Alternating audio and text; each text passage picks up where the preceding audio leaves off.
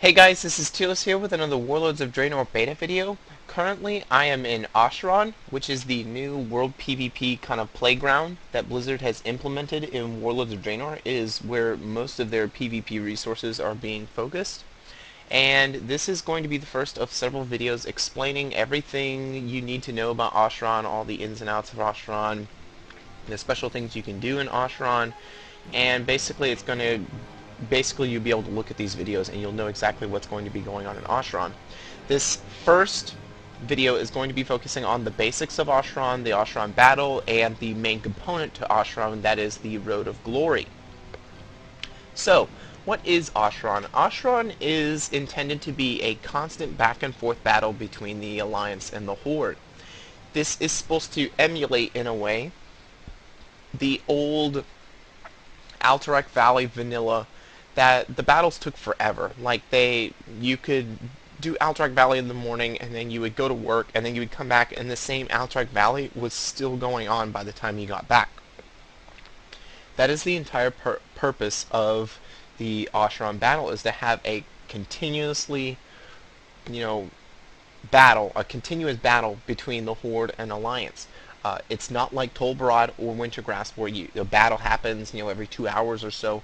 This is always going on. You can always queue up for Ashran and go into battle. So, it's also meant to be like the old Hillsbrad in the fact that it is, that Terra Mill, South Shore, constant back and forth battle that used to happen before BGs were even introduced into the game. So, it basically takes the best elements of both of those, meshes them all into one, and then you have Ashran, the battle. So, the main objective of Ashran is to, like Alterac Valley, get to the opposing faction's base and kill the faction leader. This is not done easy. This is not an easy task. This is not like, in Alterac Valley where people kind of, ignore each other and then they PV either way all the way up to the bosses. You actually are going to have to fight through the Horde or Alliance to actually get to that faction leader. The entire Road of Glory is a choke point with very little, movement between, what's in front of you. You cannot kind of route the enemy if you want to. As you can see in front of me, the Road of Glory, the edge is here, and then the other edge is right here. You do not have much room to move around on the Road of Glory to try and bypass your opponent. And there are mechanics in game to prevent this. So, first, before we get into the actual dynamic and the actual construction of the Road of Glory, let me explain how the battle will operate. The battle operates on a reinforcement system right here. As you can see up top, we have around 177 reinforcements, while the Horde have 130 and dropping. The reinforcements start off at 300, and will progressively go down as you kill players. Now, each player in Ashran will deal a certain amount of reinforcement damage to your count. If you kill an NPC, such as down here below, you can see we have 3 NPCs going around. Those NPCs, each one of them will count as -1 reinforcement. If you kill a player, it counts as -5 reinforcements. And if you kill a hero or a captain that has entered the battle, those are worth 10 reinforcements. And then the battle ticker the reinforcements go all the way down to 0. And then when one side reaches 0, the game will pause, so to say. It won't literally pause, like pressing a pause button in a console game or whatever. It's like a respite. The battle will continue, but no reinforcements will be lost. A 30-second timer will appear, and when that 30-second timer is over, the battle will begin anew with 300 reinforcements. So it continually keeps moving. But once you hit 0 reinforcements, one side hits 0 reinforcements, the battle will stop. So to say, the reinforcements will stop. The reinforcements will stop. The battle will continue. The reinforcements will stop. 30-second, kind of reset, and then the battle will continue again with a full 300 reinforcements for both sides. So, what's the point of having that, you know, go down to 0 and, oh, the Horde or the Alliance won this section of the battle, now let's continue on? Well, it deals with the Road of Glory, and so this is where I need to explain the actual construction of the Road of Glory. Right now I'm overlooking the Road of Glory, and I'm going to open up my minimap so you can see exactly what the Road of Glory is. First of all, just to give you a little bit depth, because you're not in game, you don't know how big it is, the Road of Glory is roughly 46 to 47% the length of AV. That means what I did is I ran from the gate of Frostwolf Keep, really close to where the Frostwolf Graveyard is, where you exit Frostwolf Keep. I ran from Frostwolf Keep all the way to Doom Baldar, in right before the bridge, and I timed it, and the distance it takes to that is roughly about twice the distance it takes to go from the very beginning of Warspear, running the entire length of the Road of Glory, to here. Now, is that a size concern? We really have not had Ashran maxed out player count wise to know for sure, and you also don't know how many people will be in tertiary objectives on the side here. But as far as the battle is concerned, it's pretty lengthy. So the Road of Glory is this long linear line that goes through the center. Unlike Alterac Valley, as I said, you cannot, kind of weasel your way around. You have to go down this path, and you have to fight down your path. And they have mechanics in place to make sure that you fight down that path. The Road of Glory has 5 points. It's a linear line basically with 5 points.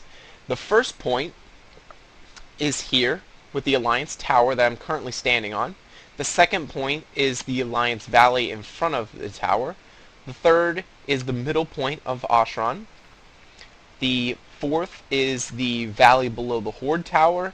And then the fifth point is the tower up top where the Horde Tower is. So you can see it visually.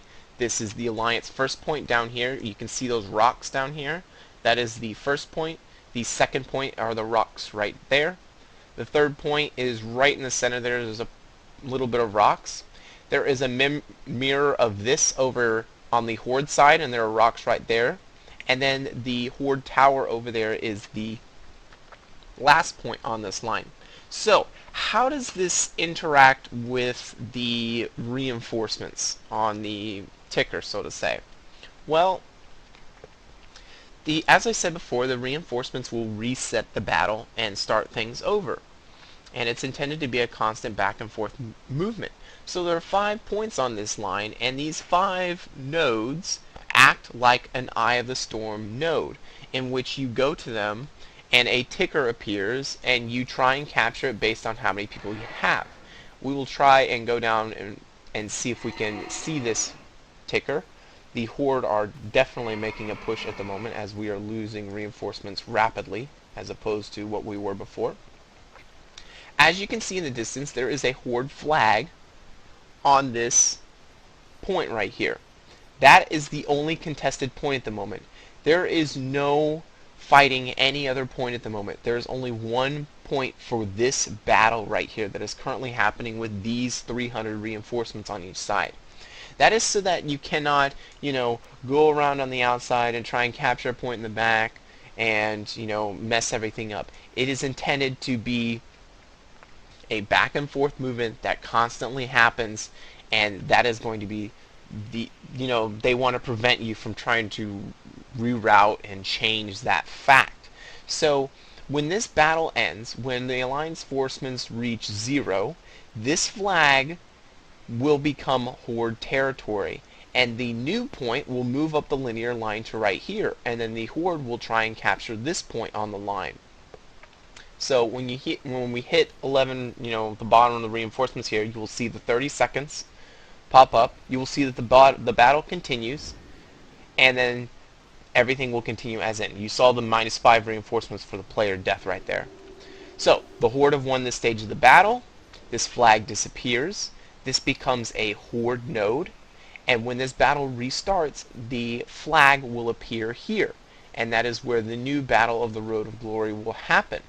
Now, if it's not taken either way, you do have a possibility, so to say, if you can work your way around through the tertiary objectives around behind the battle and fight here, you could, try and take it from behind them. But the whole point of the Road of Glory not being quite as long as the old Alterac Valley is so that you can't run behind someone and do that, because if you stretch the objectives out that far, you're able to do that. It's intended to be one singular battle that you have to grind your way across to actually win.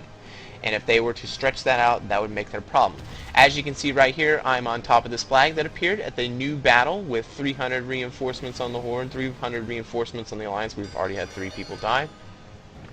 And you can see the ticker here on the right hand side, just like Eye of the Storm, and it's moving up towards the Alliance and, towards our capture point. If this battle ends and it is still in Alliance control, the point will move back over to this node, the Valley of the Horde in front of their towers, and we will have to fight them there. However, if the Horde succeed in capturing this point, the node will then move all the way back to this point over here, and the Alliance will have to fight them back over at near closer to our base. That is how Ashran works. The reinforcements are there to move the linear line backwards and forwards to try and shift the tide of the battle.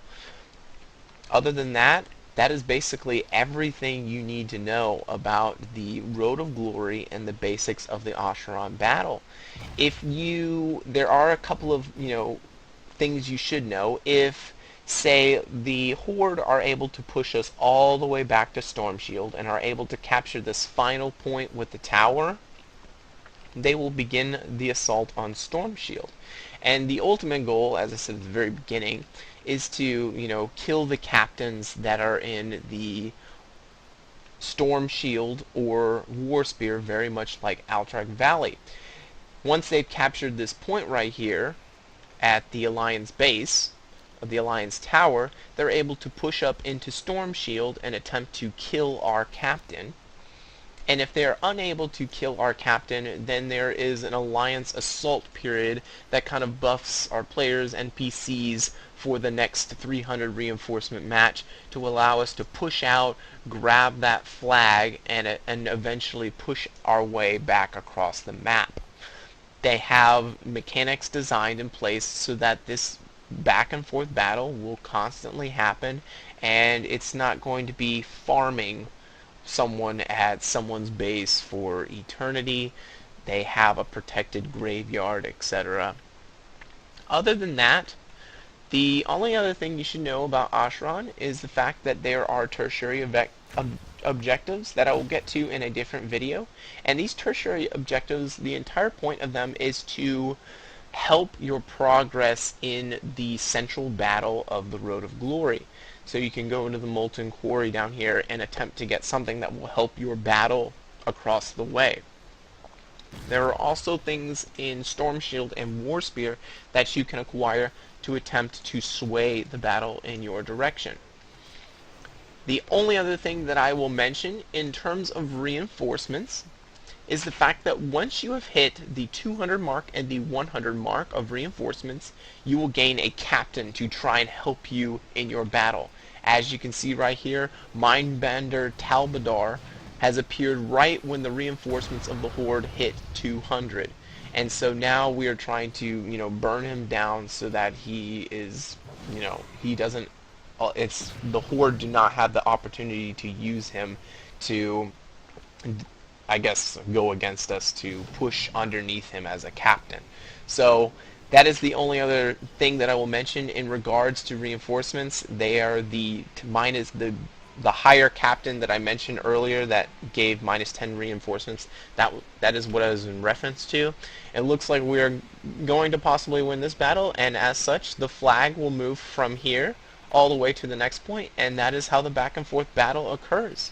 In the other videos, I will discuss how you can I will discuss at length how you can, use the tertiary objectives to your advantage, use Storm Shield and War Spear to your advantage, everything pertaining to the game that you will need to know in Ashran. Otherwise, I will see you guys later. Tearless out.